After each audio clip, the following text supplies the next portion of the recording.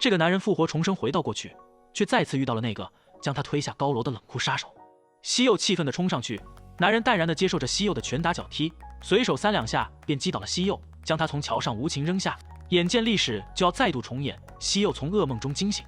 西柚下定决心要变得更强，来到当年的格斗社，提早开始了他的格斗生涯。西雅给西柚送去了亲手做的便当，感谢他当时的相助，但味道却有些一言难尽。进入法学系的西柚很疑惑，怎么从未在这见到过瑰丽的身影？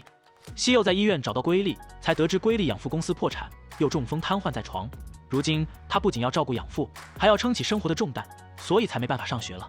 但瑰丽并不抱怨这一切，反而坚强地面对困境。西柚这才明白当年瑰丽失踪的原因。西柚准备竞标房屋，筹集对付赵议员的资金，赎回瑰丽家的房子，但都被一位吴爷爷接连用半价成功标的了房屋。看来拍卖也是有诀窍的。之后，西柚为了他的复仇大计，不断训练体力，努力学习，想办法筹集资金，但拍卖会上得标的却始终都是那位吴爷爷。想不通的西柚，经过一番实际考察后，也还是没能弄清楚缘由，只好主动向吴爷爷请教。吴爷爷只是让他好好看看地图。西柚终于发现了盲点，原来这些都是会在开发的土地，之后便会获得极大的利益。西柚虚心请求吴爷爷教教自己，吴爷爷给西柚一个任务，让他30分钟内说服现居住者搬出去，就同意将他留在身边。全韩国最帅的检察官意外重生，开启无敌开挂人生。时间马上就到了，吴爷爷正准备离开，没成想西柚竟真的完成了任务。现居住者丈夫偷偷借钱做生意，还破产了，但他没有钱请律师。西柚承诺会免费帮他申诉，才成功说服了他。吴爷爷告诫西柚，不动产生意很考验人性。西柚打算把坏事变成好事，努力坚守住正义和法律的底线。西柚不想出面，拜托江律师帮自己参加竞拍，听取吴爷爷的建议，成功拍得了瑰丽家的房子。西柚跟着吴爷爷去让现居住者搬家，看着可怜的母女俩，西柚心里很不好受。吴爷爷却说，可怜的人是他合法拍下的房屋被他们因私人原因霸占，也没有得到1分钱租金，还给他们付了搬家费和公共费用，让西柚想要赚钱就要抛开无用的情感，好意有利有弊，一旦被依赖上，反而会被扯住头发。西柚虽然早就明白现实的残酷，但还是希望自己能做点什么，帮助他人。西柚帮现住者找到了租金低廉的房屋，吴爷爷也很赞赏他的举动。这边赵议员为了一己私利，正在设法打算侵吞吴爷爷的财产。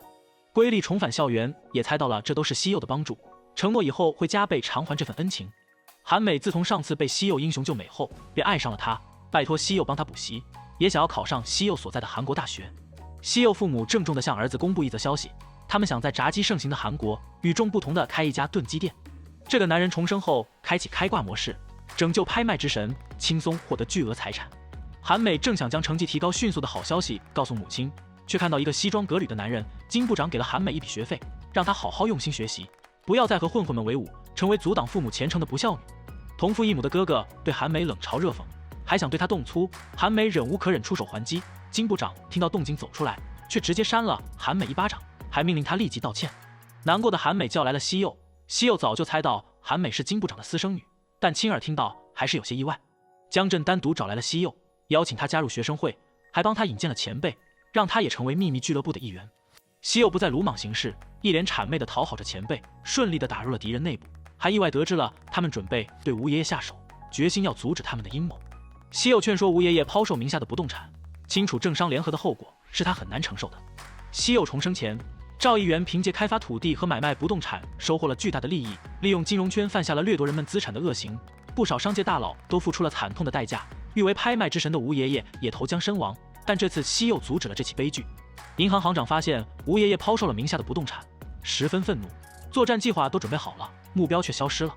吴爷爷将他的财产都交给了西柚管理，让他用这些钱好好的实现自己的目标，将他毕生的经验都告知了西柚，劝诫他不要执着于某件事而迷失了自己。赵议员来学校做演讲，西柚惊讶发现赵议员身边的秘书竟就是那位地狱使者红衣女。